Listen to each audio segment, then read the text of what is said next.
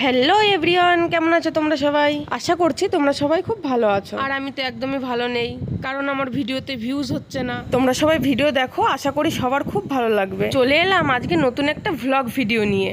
আজকে সকাল সকাল উঠে দেখি আমার মেয়ে তার দিদা আর মাসির সঙ্গে হেঁটে বেড়াচ্ছে। আজ মঙ্গলবার, আমরা সবাই মিলে যাব বাজারে। আমার মেয়েকে আমি স্নান করিয়েই একদম রেডি করে দিয়েছি। এদিকে আমার মা দেখো কি করছে, মাথায় কিভাবে তেল দিচ্ছিল। মেয়ের সাথে সাথে আমিও রেডি হয়ে গেছি, শুধু আমার মাই রেডি হয়নি। আমি দরজার সামনে বসে বসে আমার মায়ের অপেক্ষা করছিলাম, কি জানি আমার মার রেডি হতে আর কতক্ষণ লাগবে। আমার মেয়েও আমার সাথে সাথে বাইরে চলে এসেছে। বাইরে এসেই আমার মেয়ে কিন্তু আকাম করতে শুরু করে দিয়েছে। আর আমার তো খেয়ে কাজ নেই, তাই ডেকেছিলাম আমার কাকার ছেলেকে বললাম একটা গান শোনা।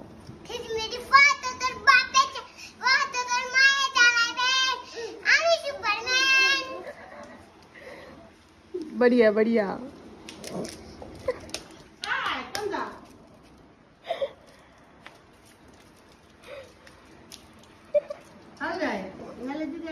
দেখো আমার ভাই আমাকে কত সুন্দর একটা গান শুনিয়ে গেল। বেচারাটা এত কষ্ট করে গান শোনালো, তাই ভাবলাম ওকে একটা চকলেটই দিয়ে দিই। তাই একটা চকলেট দেওয়ার পরে ও দৌড়ে বাড়ি চলে গেল। তারপরেই দেখো আমরা তো একদম রেডি হয়ে গেছি। তারপরেই আমরা কিন্তু টোটো আসার জন্য অপেক্ষা করছিলাম, আর এদিকে আমার মেয়ের সাথে একটু খেলা করছিলাম। মেয়েকে আমি টাটা টাটা দিচ্ছিলাম, আর মেয়ে ভাবছিল হয়তো আমি চলে যাব। আর আমার মেয়ে ঠোঁট ফুলাতে শুরু করে দিয়েছে। আর ওইদিকে চলে এসছে আমাদের গাড়ি, তাই আমরা তাড়াতাড়ি করে টোটোতে উঠে পড়লাম, যেহেতু আমাদের অনেকটা লেট হয়ে গেছে। আর হ্যাঁ, আমরা কিন্তু যাচ্ছি শপিং করতে। আর দেখো টোটোতে উঠেই আমার মেয়ে বায়না ধরতে লাগলো ও সিটেই বসবে, তাই আমার মা ওকে আমাদের দুজনের মাঝখানে বসিয়ে দিয়েছে। আর আমার মেয়েটা দেখো কত খুশি। তোমাদের সাথে কথা বলতে বলতেই আমরা কিন্তু চলে আসলাম হাটে। আমাদের নাজিরপুরে কিন্তু প্রত্যেক মঙ্গলবার করে হাট বসে। এরকম সস্তার জামা কাপড়ের হাট কিছু কিছু গ্রামে বসেই থাকে। শুনেছি এখানে নাকি খুব সস্তায় জামা কাপড় পাওয়া যায়। আর আমার মেয়ে তো এইখানে আস্তে আস্তে ঘুমিয়ে গিয়েছে। এখানে ঢুকতে না ঢুকতেই দেখি বাচ্চাদের কত ছোট্ট একটা সুন্দর শাড়ি। ওই শাড়িগুলো 2-3 বছরের বাচ্চাকে পরলে দারুণ লাগবে। আর এইদিকে দেখো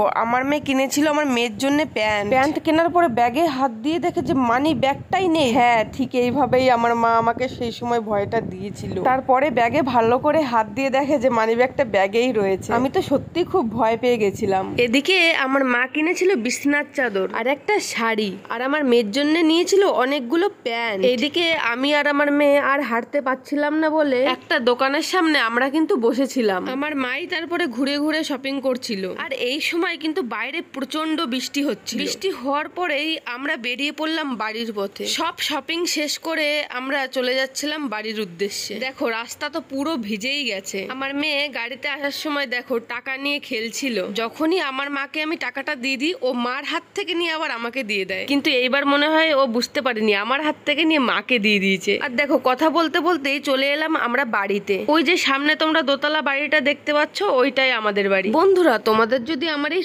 ছোট্ট ভ্লগ ভিডিওটা ভালো লেগে থাকে তাহলে অবশ্যই ভিডিওটা লাইক, কমেন্ট আর শেয়ার করে দেবেন। বন্ধুরা, আমি তো বাড়ি যাই, তোমরা কি করছো? তোমরা তাড়াতাড়ি চ্যানেলটি সাবস্ক্রাইব করে দাও।